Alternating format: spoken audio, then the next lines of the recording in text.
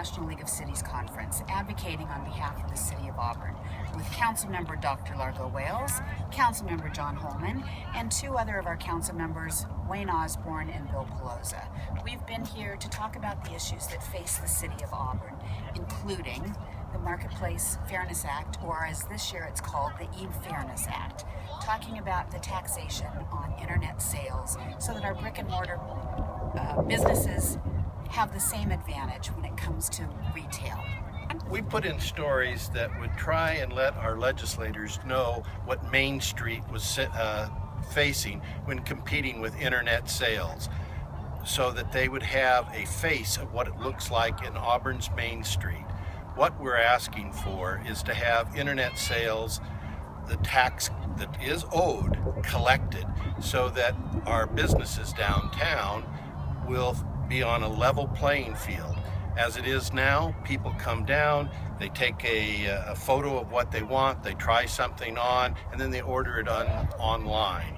And that puts our Main Street businesses at a terrible disadvantage. That tax is still owed, it's just not collected. We're asking for federal legislation to help us collect that tax that's already owed. And at a time when we are trying to revitalize our downtown, and we're going to have so many new residents living down there with the new developments going on, it's imperative that our businesses that are currently in our downtown core have that advantage. I think that we were welcomed very warmly by our national level representatives. We always have been, but it's nice to visit them again. And what we did is we organized major issues that impact our city and had statements prepared by the wonderful staff, and then we each went in and spoke to an issue. And you know, you've talked about e-fairness. One of the other issues that we strongly advocated for was increased services for our returning veterans, and to provide wraparound services in a prescriptive way so that we could enhance their ability to be successful in their hometown and our town, and be the resource that they really are. Another point I want to make, though, is we just don't come back here and listen and hopefully generate revenues for some of our projects. We also have an opportunity to share some of the great things that we're doing in Auburn. I was extremely honored. There was 2,000 people in attendance to the National League of Cities this year, that Mayor Backus was asked to be one of the speakers to speak on small cities, great projects, and big ideas for small cities. Yes, and I mean, she was the third of five. I think she was the best. But why don't you share the great idea that you shared with the total group, because we got so much positive feedback. I had to give out business cards for you, and it's just an incredible sharing session that you did. If you could share, it would be an opportunity for me to hear it again. Thank you, Largo. What we talked about while we were here was the economic redevelopment in our downtown core, and what we did to encourage those catalyst projects.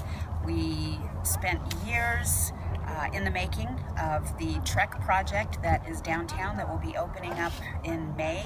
But what opportunities we provided for developers. We believed in ourselves. We knew that we deserved a great development downtown, and so we offered some incentives. In the state of Washington, it is not allowed to provide monetary incentives up front. So we had to come up with some creative ways of attracting these businesses to our downtown core. And we did that by a reduction in transportation impact fees, in park fees, and other fees, so that these businesses could make a project pencil in our downtown core. I'm happy to say that we are well on our way, and Trek will be opening up soon. Merrill Gardens will be starting. They broke ground a couple of weeks ago, so they'll be creating another 5-story mixed-use residential senior housing development downtown. And then we also talked about what we're doing for the businesses that have existed in our downtown core for so long. We held a business summit recently, as you may be aware, and invited all of the businesses in our downtown core to join in and find out what we can do to make our downtown an attractive place, a place that people want to come and do business. As you know, we've been advocating heavily at the state level to have a transportation package passed.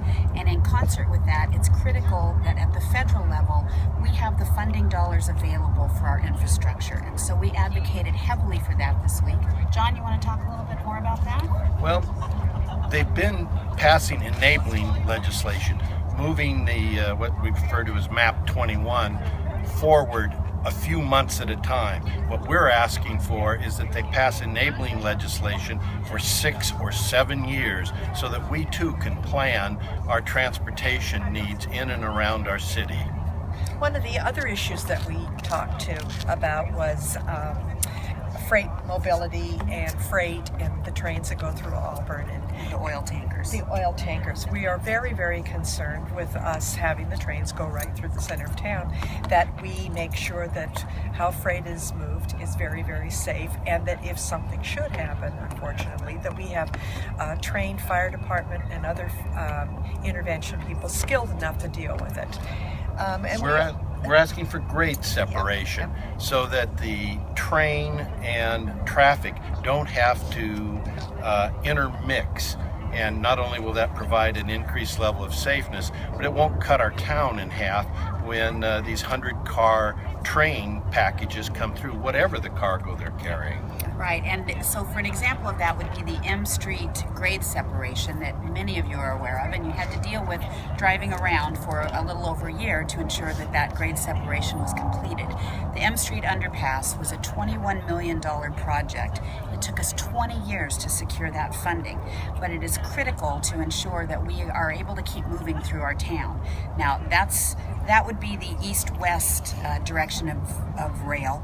Now we have to worry about the north-south. As you know, we have rail lines that cross Main Street, that intersect Main Street.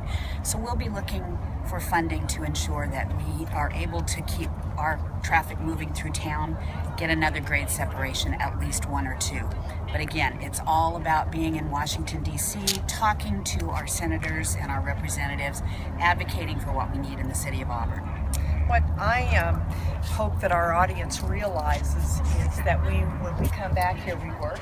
We have a set list of priorities with bullet points.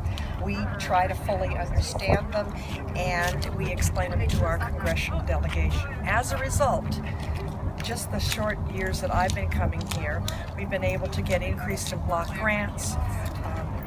We're being seriously considered for money for the Veterans Center.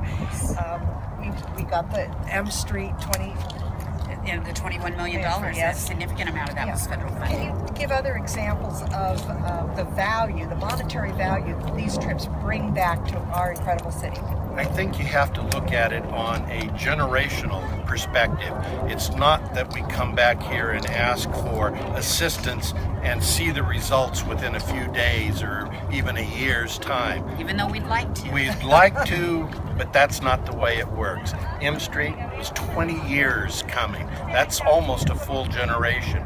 So we keep plugging away at it, we keep coming back, and we develop the relationships with the staff people of our congressmen. We developed a relationship with our congressional delegation so that they know what Auburn needs. That's right. And on a smaller scale, but not any less significant, a few years ago at National League of Cities Conference, I brought back the idea of Kaboom, which is for playgrounds within the states, and we were selected as a Kaboom playground build. And so over at Brannan Park, if you've been over there, and you may have been part of that build, in one day we built a playground. It was an incredible working together opportunity for the citizens and organizations in our community, but it was because we attend these National League of Cities conferences and other conferences in similar nature that we are able to bring these funds back. The idea for our Discovery Playground, the all-inclusive playground at Les Cove Community Campus, another example of what happens when we come back and advocate for the city of Auburn.